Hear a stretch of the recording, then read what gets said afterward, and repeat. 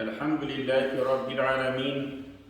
Vessalatu vesselamu ala Resulihi Muhammedin ve ala alihi ve ashabihi ecma'in. Ve eşhedü en la ilahe illallah vahdehu la şerike leh.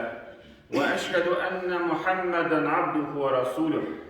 Bütün dünyalardan, bütün alemlerden yoktan bari tüşe Allah subhanahu wa ta'ala hamdimiz bulsun. İki dünya rahmet buyurmuş Peygamberimiz sallallahu aleyhi ve sellem'e көңіл төләбіден шыққан салават шәрифләріміз ирешсін. Һәм бу изге җомга көннәрендә җомга намазларына җыйган барча дин кардәшләребезгә Аллаһтан рәхмәтләре булсын. Җәмәгать, инде Рамазан айы, гыйбадәт айы. Без бу айда уразалар тотабыз, Коръәннәр укыйбыз, хатымнар кылабыз, кичләр белән таравих намазларына җыелабыз, кешеләрне җыеп авызлар ачтырабыз. İndi Allah Teala bütün gıybadetlerimizni, izgiliklerimizni kabullarından kılsın. Hem indi cemaat Ramazan ayı ahırı yakınaygaş bizning tag'in bir g'iybadat üstümüzge yata ul fitr sadaqasını to'laydi. Fitr sadaqaсын indi bizge Allah Teala şulay üstümüzge farz ettirib qo'ydi. Hamanın ma'nosi narsada İbn Abbas rivayet ete Allah'ın Resulü de fitrni farz ettirib qildi. Şul uraza tutuşu kişinin de bu sözden hem edepsiz sözlerden şistatır işin.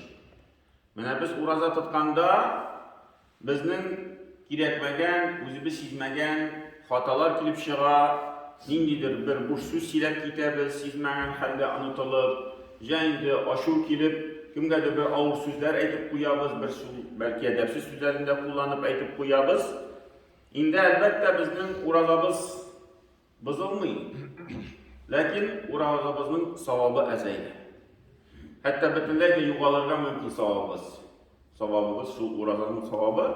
Hamma shu xatolarni dirishlar uchun Peygamberimizdan mana shunday endi fitr sadaqasi degan bir farz kılıngan sadaka ilişki kelib chiqdi. Hem İbn Abbas şu hadisinin devamında aytdi, hem miskinlarni oshatish uchun. Miskinlarni oshatish uchun. Mana şu fitr sadaqaning iki ma'nosi bor. Birinchi u xatolarni istorti uroza tutuvchi xatolarni, ikkinchi miskinlarda şu urozaning hisini sezsinlar. Mana Ramazan oyi bitgach biz endi bayram etamiz, Ramazan g'ayiti. Hem indi mana bu miskinlar da şu bayramda qatnashsinlar. Onların da ileride təmin rizqlar bulsun deyib, indi şundi bir onun məbnəsi şu Allah Teala bizə şu məsələni indi əmr etdirib qıldı. Hem indi cemaat yıl sayın mana bu sadaqa ko'lamini bilgilərini qo'yar.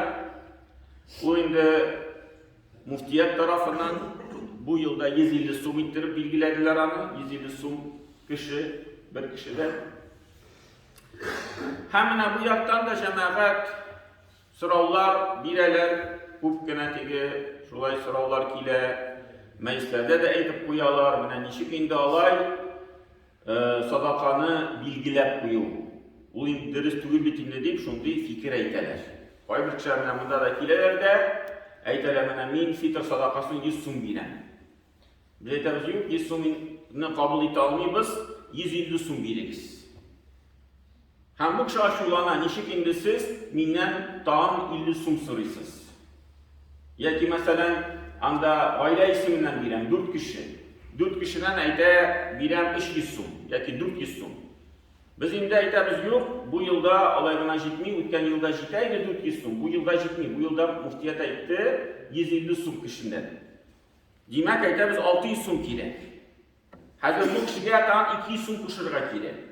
Ama bu kişi aşulana nişik indi bu tegi meşit kişilerini tali deyip şunday ma'noda sözler ayta başlar. Meşit tegi kişiden akşa sıra bala. O 400 so'm getirdi, ama meşit riza tugel tag'in 200 so'm qo'sh deb aytadilar. Hem xalq arasında mana bu so'z tarala ekan. Bir bizdan shulay silab yurilar, mana meşitga borgan edim, shulay mening meşitdan mendan akşa talab oldilar. O cemaat onu dirishtirib anlarga kerak. Sadaqa iki türlü bular. Birinchi tür ixtiyoriy. Kishi o'z tilagi bilan nafl sadaqasin Kaçan teli, küpme teli şu hatla bile. Munda bir nindi tegi elbette kulem yok. Lakin ikinci tür sadaka, ikinci türü ol farz sadaka. Yaki vacip sadaka bulurga mümkün. Şu zekat sadakası, bay kişi yıl sayını 2,5% çıkarmaya tiyiş. Mina da kileler, Avrupa'da kişiler aytelemine benim zekat tülisin kile. Metem hükme sadaka bilesiz, zekat. Bu şeyde işmin. Min metem baylık hazır bizden ötken yılda 550 bin buldu mesela.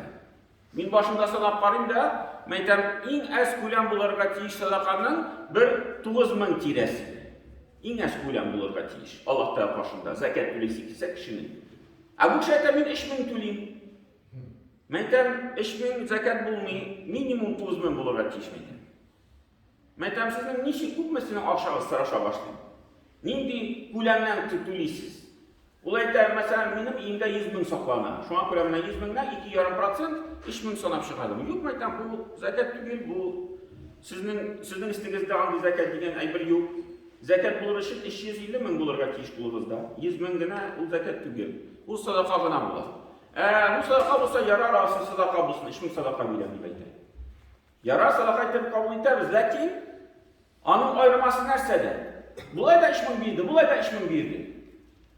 Lakin cemaat zekat diyen aybirini biz bir tiyişli urunga urnaştırma tiyiş.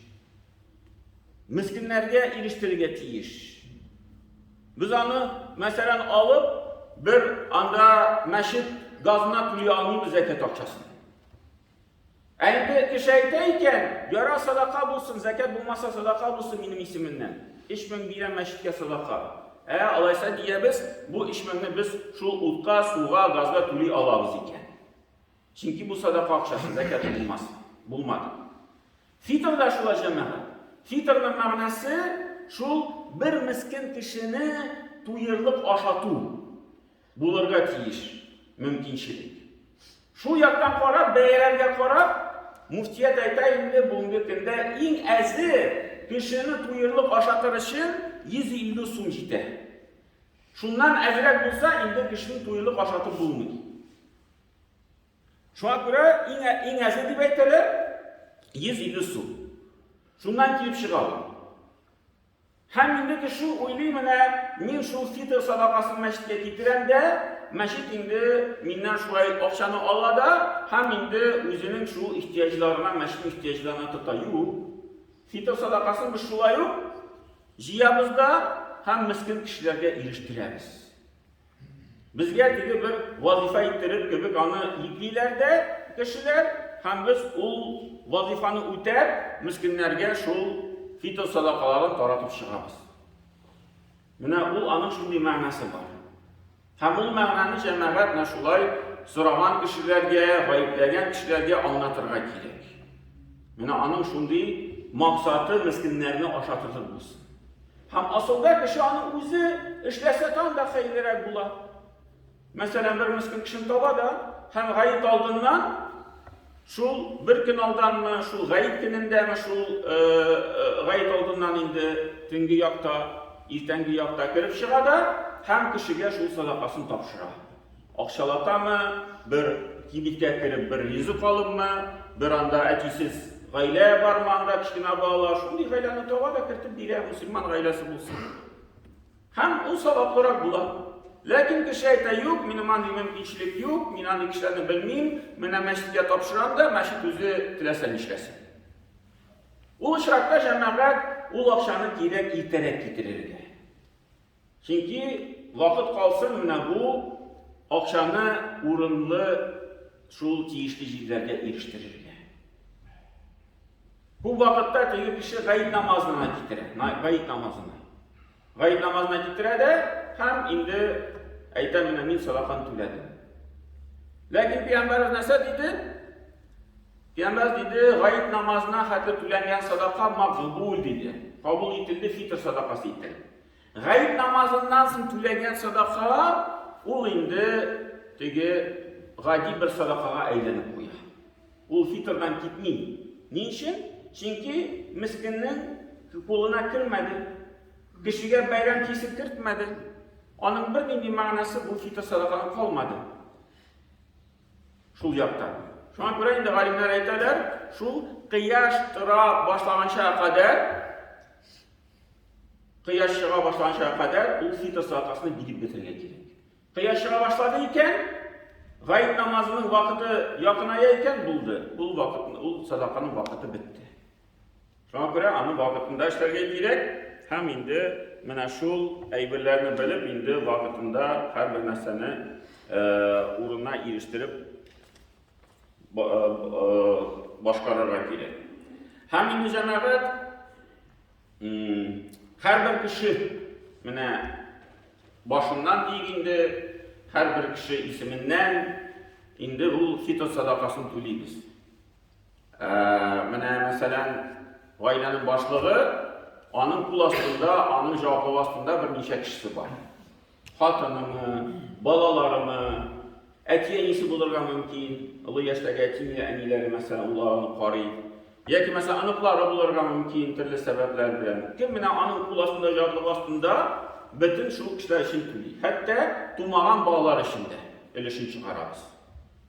Peygamberimizin bir şunday hadisi var. Attan bir mindi sadaka yok, fitradan başka. Attan bir mindi sadaka yok, fitradan başka. Menatigi hatta attan da tülerge kiler diyen hadislerde söz kiler. İndi o hükümge kirmedi. Belki bu hadisinin hükümü sırtılgendir. Lakin Peygamberimizin şunday sözü var. Kim senin cevaplı kulmasında hatta senin atın, at isiminden de şu fitr sadakasını tüleysin. Şunday bir hadisler ma'nalar var. Şuna göre indi biz bu yakını qarıyız. 150 so'mning eng az ko'lami.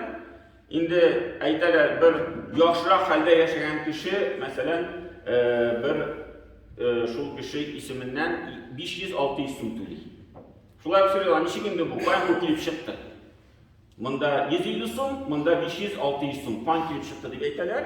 Bunda endi jamoat Peygamberimiz sallallohu alayhi vasallam hadislari bo'yicha endi Peygamberimiz hadislarda keladi, sağ degan ayber, endi şu ish 4 kilogram arasında bulgan bir ko'lam. Hem indi hadislarda buğday gidip kelar, hadislarda şu tamir finik jimishi yettirib kelar, hadislarda şunday bir izum degan so'zda ishri. Hem indi mana şu ayberlarni qarab, masalan buğday bilan o'lchasan, balki mana şu 150 so'm to'g'risi kelar. Bir şu finik bayasi bilan o'lchasan, şu 500-600 so'm ko'lami kelib chiqadi. Şuna göre fakirler kişi bulsa, şu buğday aşıtıran kişiler bulsalar, indi 150 so'm tülüyler. Indi biraz hallerek kişiler bulsa, şu finiklar aşıtıran kişiler bulsalar, indi 500 so'm tülüyler. Bu en az ko'lami degan jamoat. Ko'proq to'lasan da bular 1000 so'm bersan bular, 2 so'm bersan bular, bu indi kişinin şu tileklerine qarab. Lakin en az ko'lami var, şu 150 so'm deb indi shundan da azroq bo'lirga tegish tugul. Mana bu fitr sadaqalarini endi biz shulay taratamiz ham miskin kishilarga erishtiramiz. Endi yonimizda, qo'shnilarimizda shunday bir miskin kishilar bo'lsa, fakir kishilar bo'lsa, yordamga muhtoj kishilar bo'lsa, endi ularning da ismlarini bizga ayta olasiz. Endi Alloh bilsa, mana shu fitr sadaqalarini da ularga erishtiramiz. Barakallahu lana wa lakum fi Qur'an azim, nafa'na wa iyyakum bil ayati wa dhikril hakim, innahu huwal jawadul karim wa sami'ud du'a.